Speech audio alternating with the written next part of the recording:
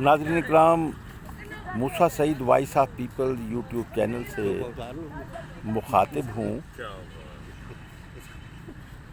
मैं बहावलपुर शादरा पार्क में बैठा हुआ हूँ और यहाँ पर एक मंडली है, मुख्तलिफ़ुल ख़याल लोग इस पे बैठते हैं और हमारी इस मंडली के जो चेयरमैन हैं वो सैयद लईक साहब हैं। और अब आप भी इसे कमाल ही समझेंगे कि मैं सोशलिस्ट हूँ और वो जो हैं वो एंटी सोशलिस्ट हैं और जमात इस्लामी के फ़िक्र से वाबस्ता है। लेकिन तबादला ख्याल बहुत अच्छा रहता है, डायलाग होते हैं, इख्तलाफ होता है, झड़प होती है, लेकिन फिर हम मिल बैठते हैं। तो आइए मैं उनसे आपको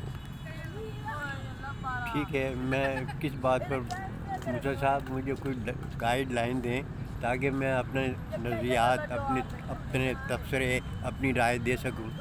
जी बिल्कुल बिल्कुल, आपको मुकम्मल ये मंडली है ही ये। असल में ये मंडली कायम की गई है और इसका मुहर्रिक मैं हूँ और उसमें हमारे सैयद सादिक शाह साहब हैं और इसी तरह और कुछ लोग आए नहीं, बहुत इम्पोर्टेंट लोग हैं, बड़ा फ़िक्र रखते हैं। और ये तो इस तरह हम लोग जो हैं वो सच की तलाश, इसका एक ही मोटो है कि सच तलाश करना है और हमने किसी अकीदा परस्ती में गुम नहीं हो जाना, ब्लाइंड नहीं होना।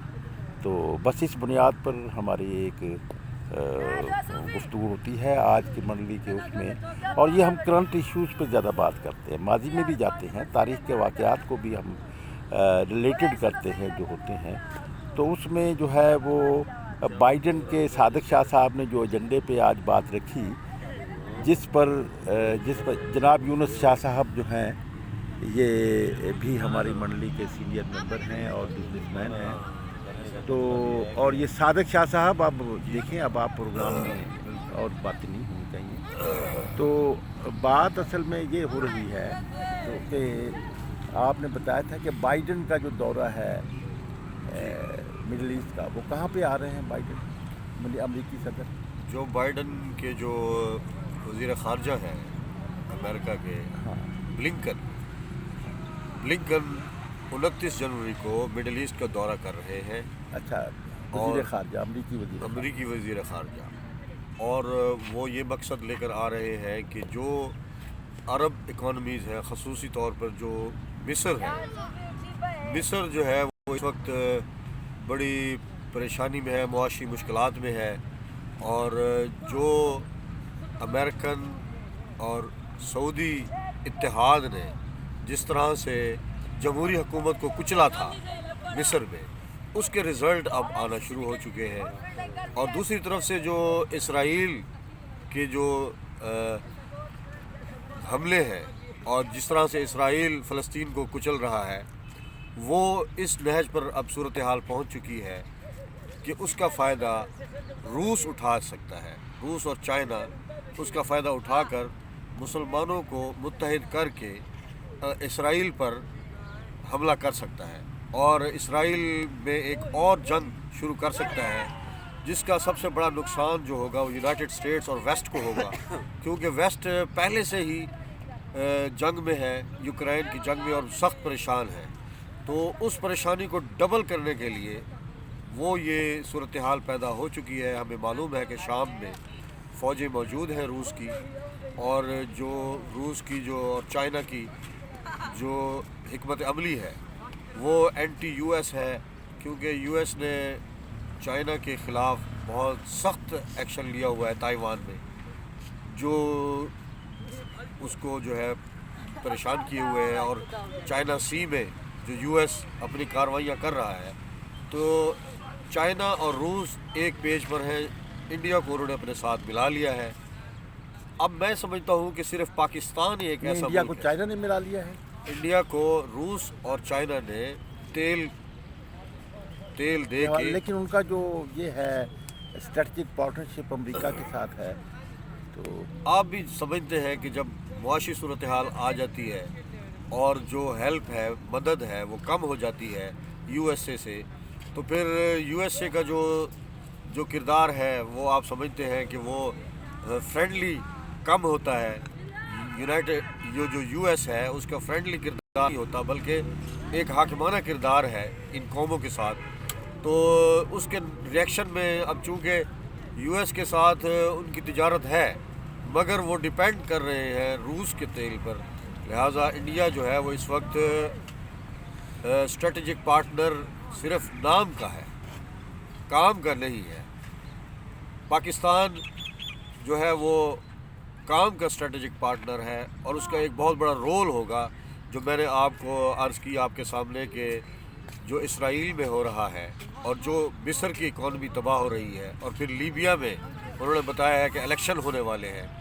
تو یہ جو صورتحال اسلامک ورلڈ میں بدل رہی ہے، اور پھر خود یونائٹڈ اسٹیٹس میں جو جرائم ہو رہے ہیں اور جس طرح سے شوٹنگ کی وارداتیں مسلسل ہو رہی ہیں، تو میں یہ سمجھتا ہوں کہ بائیڈن انتظامیہ اس وقت گھری ہوئی ہے اور کوئی بھی فائدہ اٹھا کر اسرائیل کے ساتھ جنگ کر سکتا ہے کوئی بھی ملک، اور اس کو روکنے کے لیے یہ جو وقت ہے وہ بہت ہی کرٹیکل ہے، کیونکہ روس کے پاس یہ ہتھیار موجود ہے کہ روس جو ہے وہ اپنی پاور کسی بھی، چاہے وہ دہشت گرد ہو یا کوئی ملک کھڑا ہو یا فلسطینی خود ہو، جارڈن ہے جس طرح، اور لبنان ہے اور حزب اللہ ہے، ایران ہے، تو یہ قوتیں ابھی موجود ہیں، ان کا استعمال کیا جا سکتا ہے.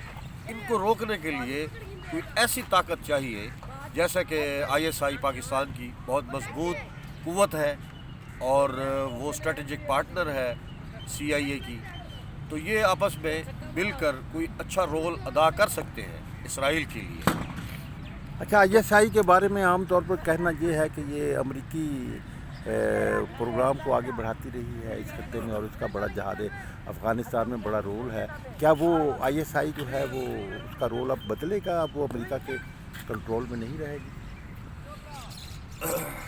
دیکھیں، ISI کو کبھی بھی یہ نہیں سوچا گیا کہ ISI کبھی بھی امریکہ کے کنٹرول میں رہی ہے. اس کی وجوہات یہ ہے اور واضح ریزن موجود ہے کہ انڈیا میں کشمیر میں جو بھی کشمیر کی جس طرح سے ISI نے اور پاکستان نے کشمیریوں کی امداد کی ہے، اخلاقی امداد، میں یہ کہوں گا کہ اخلاقی امداد جو کی ہے، وہ اس میں آپ نے دیکھا کہ وہ جو لائن تھی، امریکنز نے جو لائن دی ہے ISI کو، وہ انہوں نے اس کی کیئر نہیں کی، بلکہ دلی وہ طور پر دیکھیں نا جنرل ضیاء الحق کا رول، اس کے بعد پھر جنرل حمید گل کا رول، وہ سارے حمید گل تو ٹھیک کر اب یہ کہتا رہا ہے کہ یہاں پر تو جو ہے وہ امریکہ کے کہنے کے مطابق سب کچھ ہوتا ہے.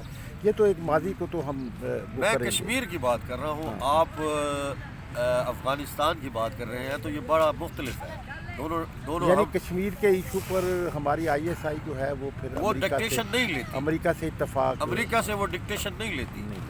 ہاں، میں یہ بات کر رہا ہوں. تو اس سے یہ واضح ہوتا ہے کہ ہم اسٹریٹجک پارٹنر ہیں، ہم امریکنز کے ویسٹ کے اسٹریٹجک پارٹنر ہیں، لیکن جو ہمارے انٹرسٹ ہے یا ہماری ضرورت ہے اس پر ہم کبھی کمپرومائز نہیں کرتے. اور اسی کے نتیجے میں آج یار کمپرومائز کرتے ہم تو جہاد کرواتے رہے اور کتنا کچھ کرتے رہے ہیں. یہ تو سب کچھ موسیٰ صحیح صاحب، آپ جو ہے آپ اپنی پرانی باتوں پر ظاہر یعنی ہے، نئے بدلے ہوئے حالات اب یہ ہیں، آپ یہ کہنا چاہتے ہیں. اب جو صورتحال ہے اس میں ISI کو اہمیت ہو گئی ہے، کیونکہ جو اسرائیل کی صورتحال ہے اس وقت، اور جو ایجپٹ کمزور ہو چکا ہے، ایجپٹ جو ہے وہ اب اسرائیل کی پروٹیکشن کے قابل نہیں رہا. بلکہ ایجپٹ کو تو اب کہہ دیا گیا ہے، آرڈر دے دیا گیا ہے کہ بھی اپنی فوج کی جو تعداد ہے یہ کم کرو، جیسے سری لنکا کی فوج کی تعداد کو کم کروا دیا گیا ہے.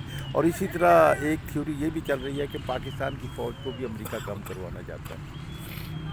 دیکھیں، یہ جو آپ بات کر رہے ہیں یہ اب ہسٹری بن چکا ہے، کیونکہ یہ اب ضرورت ہے.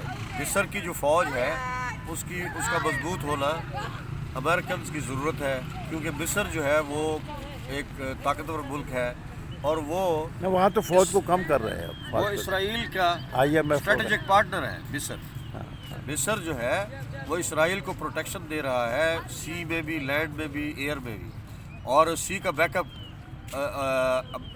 اسرائیلیوں کا جو بیک اپ ہے وہ مصر ہے حقیقت میں.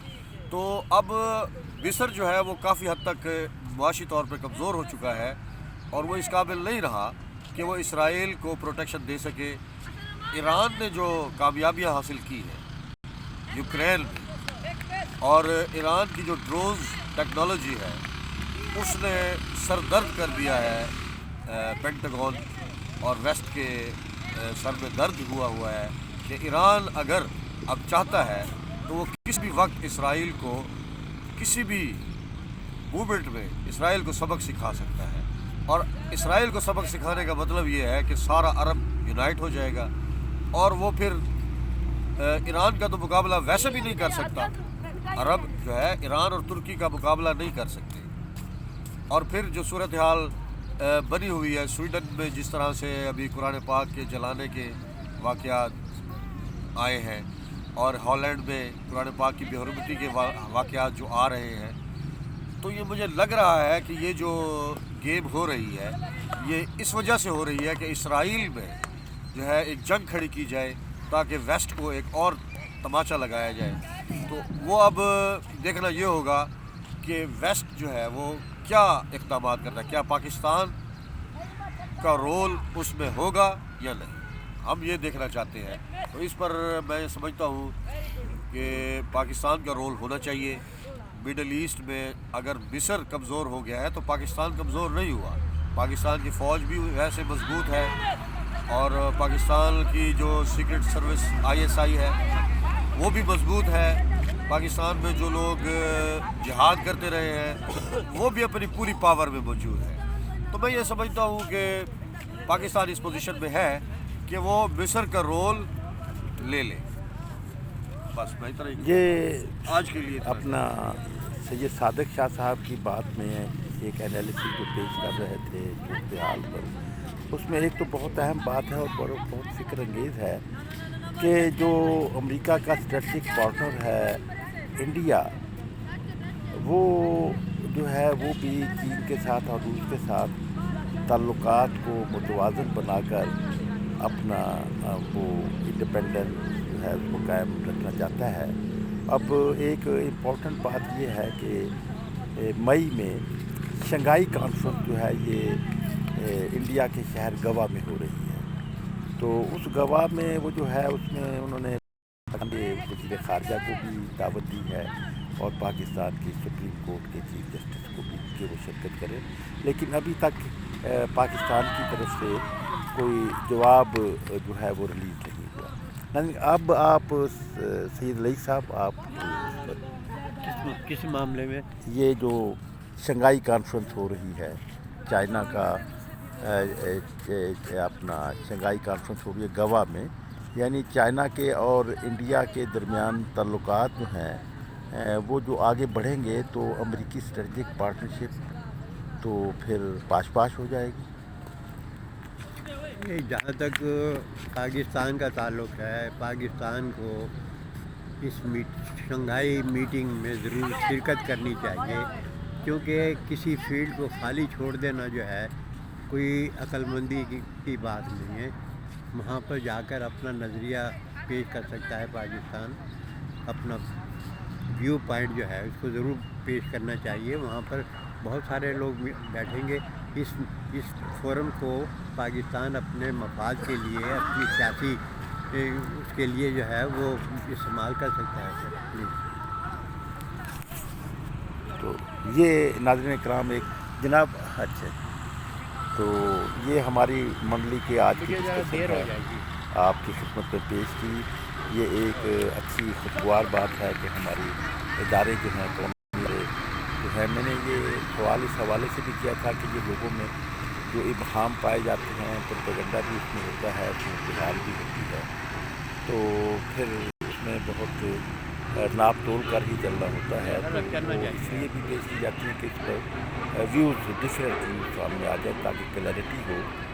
تو ہم تو چاہتے ہیں کہ پاکستان کی ISI بہت بہتر کردار ادا کرے۔ اب انہوں نے صحیح فیصلہ کیا ہے کہ ہم نیوٹرل رہیں گے۔ تو ناظرین کرام اجازت۔ ویسے یہ میں اتنا ضرور کہنا چاہوں گا کہ اس وقت جو پاکستان کی موجودہ صورتحال ہے، اس میں پاکستان کا وزن جو ہے ختم ہو چکا ہے سیاسی طور پر۔ ٹھیک، چلے۔ خدا حافظ.